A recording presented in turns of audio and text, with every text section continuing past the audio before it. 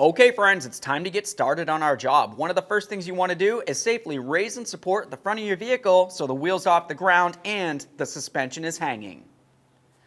Now the next thing we're going to do is go ahead and move to our center cap. If you were to look along the center cap and the rim, you're going to find a little slot. You can use a small pry bar, carefully get in between, but be careful not to damage your wheel. Go ahead and pop that off of there. We'll give it a quick inspection. Set it aside. After that, go ahead and remove all 5 of your 19mm lug nuts and then the wheel.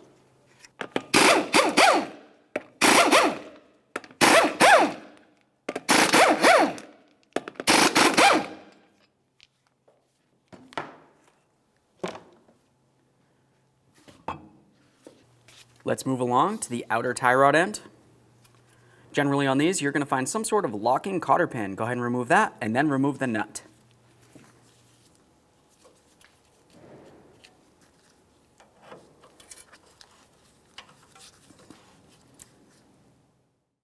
Now we can remove the nut with a 21mm.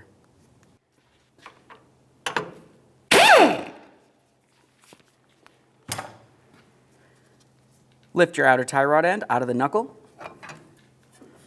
Give it a quick inspection. Go ahead and set that aside. Now let's move along to the other side of the knuckle where the brake caliper is going to be located. We're going to have to remove 2 18mm headed bolts for the caliper bracket. There's one here, and there's one just right above it. Let's go ahead and remove the pair. As I start removing it, I'm going to go ahead and fully remove the first one, put it back in a couple threads, and then I'll just go ahead and remove the second one. After I get the second one completely out, I can fully remove the first.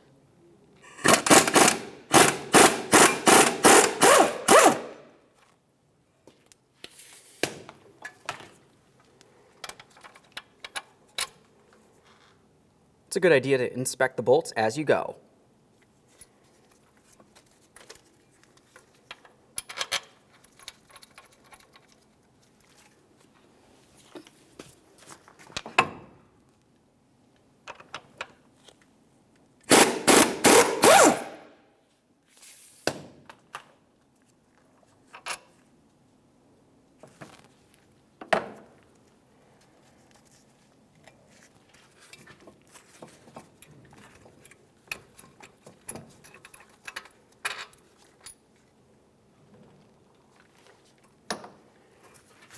Let's carefully grab that caliper. We're going to slide it off of the rotor. Once you have it off, it's a good idea to just take a peek at the brakes. You want to make sure they don't look like they're worn at an angle, and also make sure it doesn't look like you can see any fluid. If you do, it's probably brake fluid, and that's no good. You'd have to replace the caliper. This one looks fine, so I'm going to put it aside, making sure I put no pressure on my flex hose. Remove your rotor, inspect it, set it aside. Let's remove our 30mm axle nut.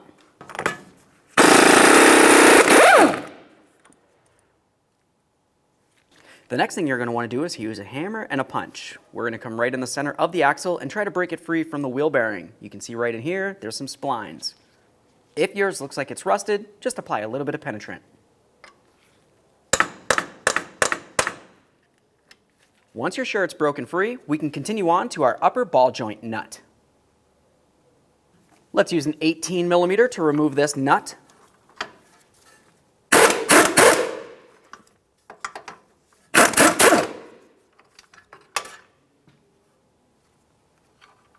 Go ahead and take that nut and put it on just a couple threads. Not very much so it feels like it's bottomed out against anything, just so when we go ahead and bonk this to break it free, the knuckle can't fall down and potentially hurt you.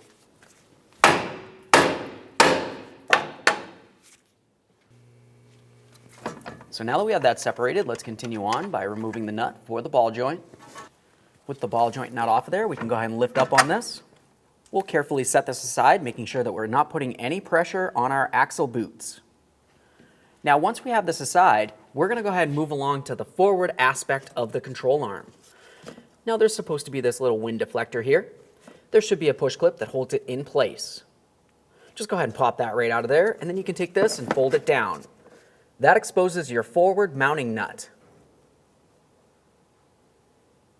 And now we can go ahead and follow all the way over here to the other side of the control arm, and you'll find the rearward nut. Let's use our 21mm socket to get up onto this nut. We'll go ahead and remove it.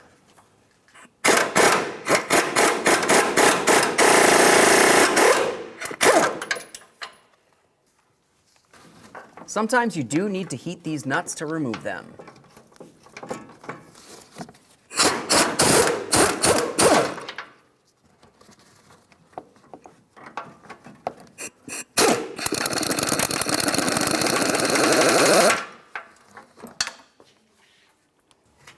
Now we can grab this upper control arm. We're going to go ahead and lift the studs up and out of their mounting points.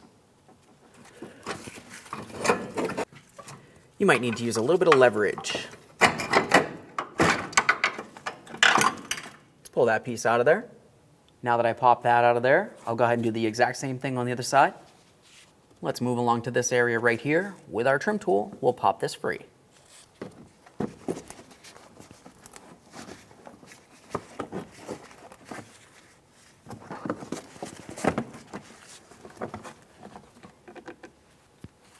Now we can lift up on the backside. We're going to pull that right out of position. Pay attention up here. You're going to notice it wants to get stuck. We'll just go ahead and pull that a little bit. Now we're going to move along to working on the front side. Now we can move along to the forward side. This side's going to be a little bit harder because you can see how long this stud is. And then if you were to look up along the top, you can see exactly how much room you have in this area to be able to remove the control arm.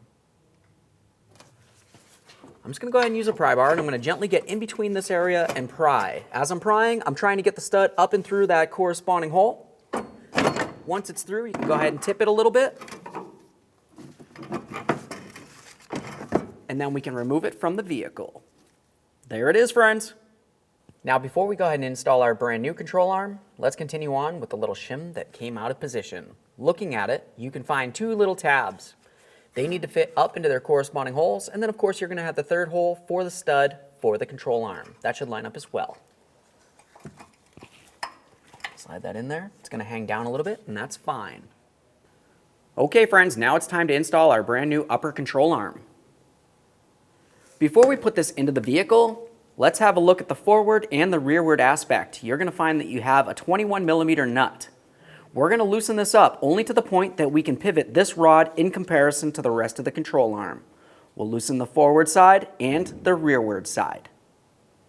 Now once you have both of those loose enough, we can continue on by putting these in place inside the vehicle. We're going to start with the front. Let's make our way inside at an angle.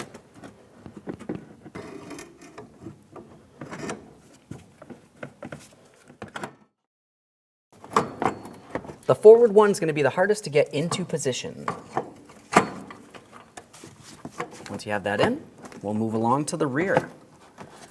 Up along the top of the strut tower, you might happen to find that it gets caught on the strut stud. If that's the case, just go ahead and press it right up and over that. Now we can slide the rearward stud into position as well.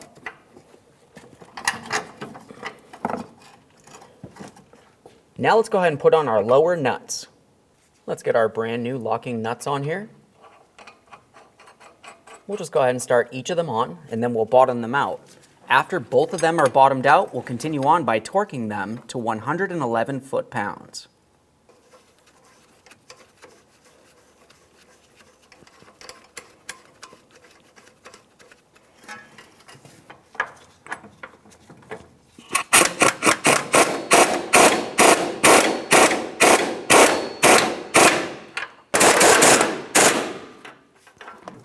Obviously, getting your torque wrench in here can prove to be a little bit difficult.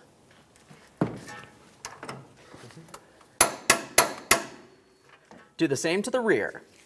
Once you have the front and rear studs tight, the next thing you want to do is go ahead and tighten this so that it can't move up and down.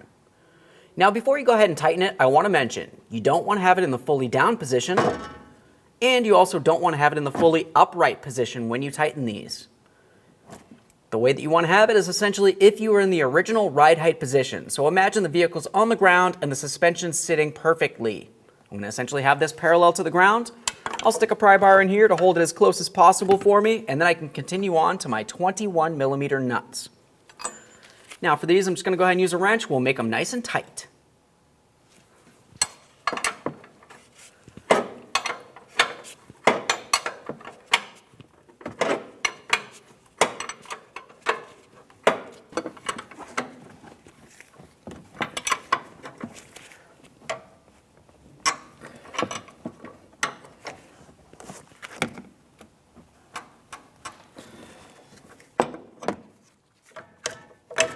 Remove your pry bar, make sure it's nice and stiff.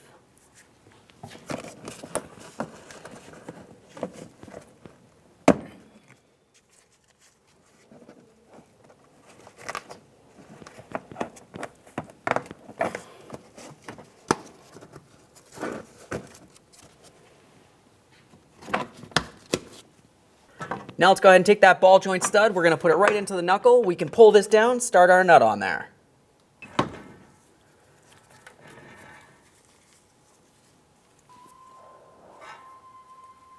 Let's put the nut on the upper ball joint. Let's go ahead and bottom this out, and then we'll torque it to 41 foot-pounds.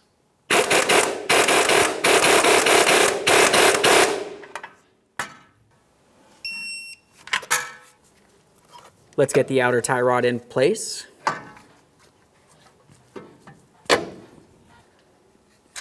Once it's in, go ahead and put on your nut. Now we'll torque this to 52 foot-pounds.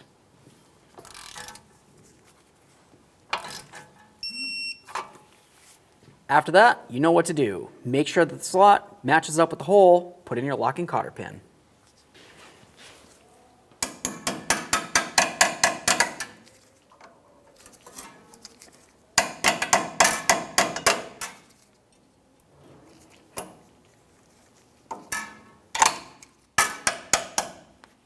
Now the next thing that you're going to want to do before you go ahead and put the rotor on is to pay attention to the hub mating surface here. We want to make sure that it's clean and free of any debris, and then after that just apply some copper never seize.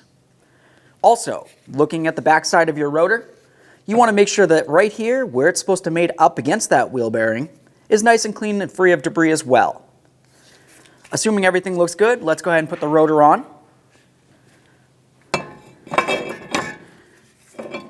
Now at this point, I always just put one of my lug nuts on there, only to hold the rotor in place while I continue.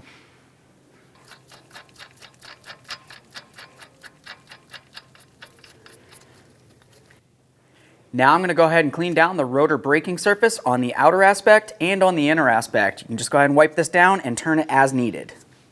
Now it's going to be time to get ready to remount our caliper. Before you do, make sure you clean the threads on your mounting bolt and apply some red thread locker. Now when we put the caliper in place, you want to pay special attention to the flex hose itself. When it goes up on here, you want to make sure that it doesn't look like it's twisted like a pigtail in any way. That's going to restrict brake flow. Let's go ahead and start in both of our mounting bolts. After we have them started in, we can bottom them out and torque them to manufacturer's specification.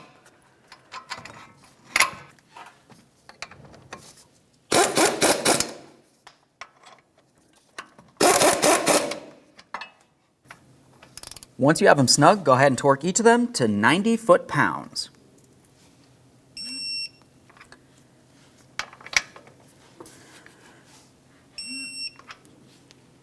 Now let's continue on to putting on our axle nut.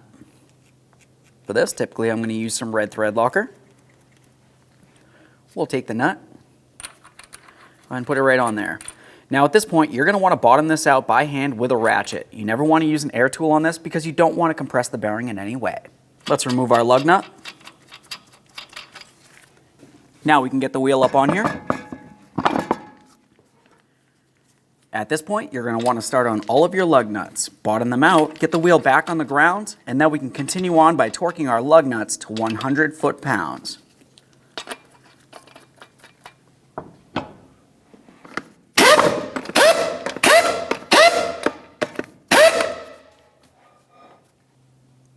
With the wheels safely back on the ground, we can continue on torquing our lug nuts to 100 foot-pounds.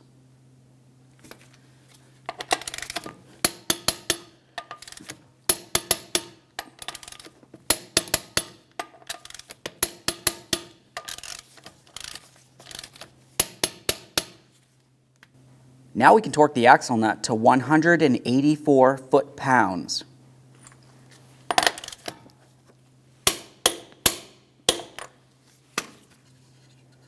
If you have a center cover, go ahead and put that on now. Make sure you line up the back with all of your lug nuts. Now typically when you do something like this, you're going to want to make sure that you get yourself safely down to your local alignment shop. Thank you for watching.